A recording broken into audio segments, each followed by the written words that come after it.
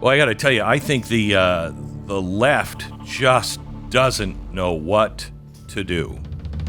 They are on the ropes, and then you put somebody like David Hogg in as. Well, I mean, what are you thinking? Vice chair of the DNC? Yeah, what are you thinking? They've learned nothing. Nothing. I think they're just panicking right now. And there is a reason to believe, if we're being honest here, that the American people are fickle and they usually just run out of gas for whoever's in office. And you can't look ahead and think, okay, this is 40 years of success ahead. They're going to do something. Right now, they're flailing, though. Yeah, but we're 3 weeks into this. We need to remember. But you also have to remember that it wasn't too long ago that books were being written how the Republican Party will never come back. Yeah. It's over. It'll be 100 years of Democratic rule. There was a book, was it James Carville that wrote it, about how Republicans would be a regional party only? Yes. This is after Barack Obama's 2008 election. Mm-hmm. The 2010 election was the biggest wave election in 100 years. Yeah. That's how fast this stuff can dry up. So this is why I'm so encouraged by what Trump is doing here, in that we are at a situation that he's realizing that he doesn't maybe have the longest road to do all of this stuff. He's got to get it done, and hopefully it works and excites the American people, and we don't lose the House, for example, in 2026. Which is usually what happens. But you have to have somebody competent to run, somebody who has vision. I mean, when you're putting in as your vice chair David Hogg, it doesn't show. It's a somewhat meaningless role, but still. I know that, but still, it shows me that you're still on the same message. I was talking to somebody yesterday. Do we have that picture of the front of Rockefeller Center? This is one of the buildings in Rockefeller Center. Pull it up if you can online, and it is a glass cutting of the front of Rockefeller Center. Do you have it? They are working on it. Okay. They are working on it, Glenn. Okay. There it is. So it's hard to see, but there's two horses, and then the strong guy, naked, standing, holding those horses back. He's standing on a chariot, and the two horses are being held back. Looks like he works out. And there is a sunrise right in front of the horses, and you'll see the youth in front of the horses, kind of leading the horses. Okay. Yeah. Mm-hmm. All right. So what this means is this is the socialist movement, the Democratic Party. This is the horses represent industry. The strong man in the chariot is the government, and it's holding back the reins of industry. It's got industry completely in its grip and control. And the youth of tomorrow lead us into the sunrise in the new chapter. This is socialism. This is what they're still offering us. Where Trump is saying, no, we don't want the strong guy in the chariot. We don't want that. And we just want competent people. I don't care if they're 12 or 112. If they're competent, we just want competent people, setting the course for us. And that could be, it doesn't necessarily have to be elected. The elected guy is in the chariot. I want that guy just to be really small and really not even in the picture, quite honestly. Yeah. I mean, this goes back to the speech J.D. Vance made this week about AI, which we haven't really discussed all that much. No, but it was like really encouraging. It was like saying, hey, we're freaking America here. Of course we're going to dominate this industry, obviously. Yeah. Do we want it? Yeah. So we're going to take it.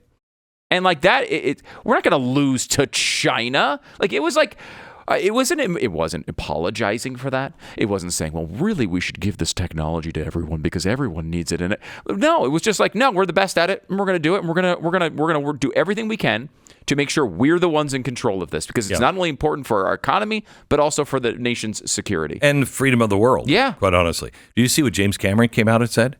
Normally, I don't care what James Cameron said, but because he's the guy, with Skynet and the Terminator. Okay, yeah. He came out and said, I wrote a fictional nightmare. He said, but this time it's not fictional. It's not speculation. It's already happening. That's a quote from him. He said, it's a scarier scenario than what I presented in Terminator 40 years ago. If for no other reason that it's no longer science fiction, it's happening right now. You'll be living in a world that you didn't agree to, didn't vote for, are forced to share with a super intelligent entity that wants to follow the goals of a corporation. This entity will have access to your communications, beliefs, everything you ever said, and the whereabouts of every person in the country through personal data. He said its ability to predict and influence human behavior. This is surveillance capitalism. And surveillance capitalism can toggle pretty quickly into digital totalitarianism. This is the hard place. Is I don't want the government to own it, but I also don't trust corporations to own it. I trust corporations more than I trust the government. I do. That one's not a tough decision for me. I understand I feel like it's a little more difficult than maybe conservatives felt at one point. I mean, I distrust them equally. It's not like I trust one more than the other. I distrust both of them. I trust corporations more, and the reason is that there's actual competition between them, and it's not. I don't trust any individual corporation necessarily, but like the impacts of the market, I think generally speaking, lead us to good things. But that it's up for debate, of course. I mean, the problem here is you sort of have to choose one path or another, and I can tell you, I do not want centralized control of AI. No. Do I want guardrails around it for national security purposes? Sure. But when it comes to whether I don't love tech companies, for example, I think, there's been a lot of good things, but there's been a lot of bad things. Yeah. That being said, the difference between that and the government is, to me, there's a pretty bright line there.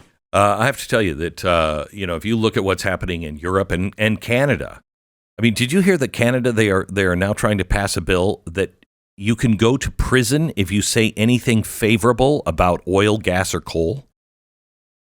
Go to jail. That's sensible. Yeah, that's going to work out really well, isn't it?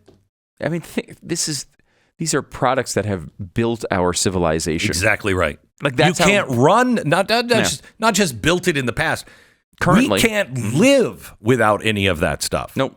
And they're like, oh, you can't even talk about it positively. That's crazy. It's basically crazy about everything, let alone something that's been really positive to our world. Also, Linda McMahon, yesterday, she talked about in her confirmation hearing, she said, fund educational freedom, not government-run systems. This is her plan. Listen to the parents, not the politicians. Build up careers, not college debt. Empower states, not special interest. Invest in teachers, not Washington bureaucrats. November proved that Americans overwhelmingly support the president's vision, and I'm ready to enact it. Education is an issue that determines our national success and prepares American workers to win the future. The legacy of our nation's leadership and education is one that every person in this room embraces with pride. Unfortunately, many Americans today are experiencing a system in decline. I don't know how you argue about against these things. I really don't. We all know our schools are failing like crazy. And she was asked, does that mean you're going to cut off the funds for schools that need, help because they're in low tax base? No, we'll still help those, but we're going to get rid of all of this crap that you're required to do to get any of that money. They have to be run. The classrooms need to be run by the parents and the teachers locally, not some bureaucrats in Washington, D.C.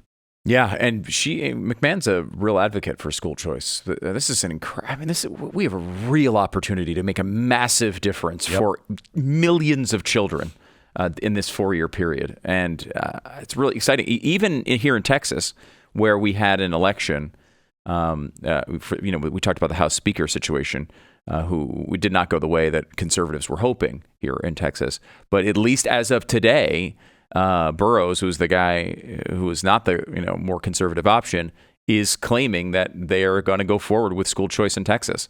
We're at the point that now even what you might call the rhino contingency is like, okay, yeah, we'll do that.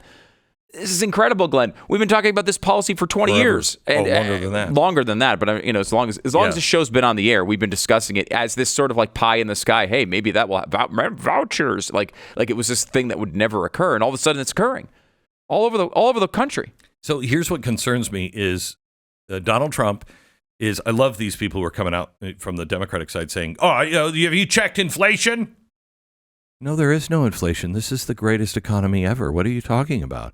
The Bidenflation is, the work against inflation that Biden has been doing. Bidenomics, that's working. It's the greatest thing ever. I can't believe people who told us for 4 years there was no such thing as inflation are now crying, the inflation numbers. And I'm happy to say that our president is saying, yes, inflation it's going to go up and it's going to be hard. And we're working to reverse that. He's at least recognizing the reality of the situation. And it is going to go up and get worse before it gets better. We talked about this before.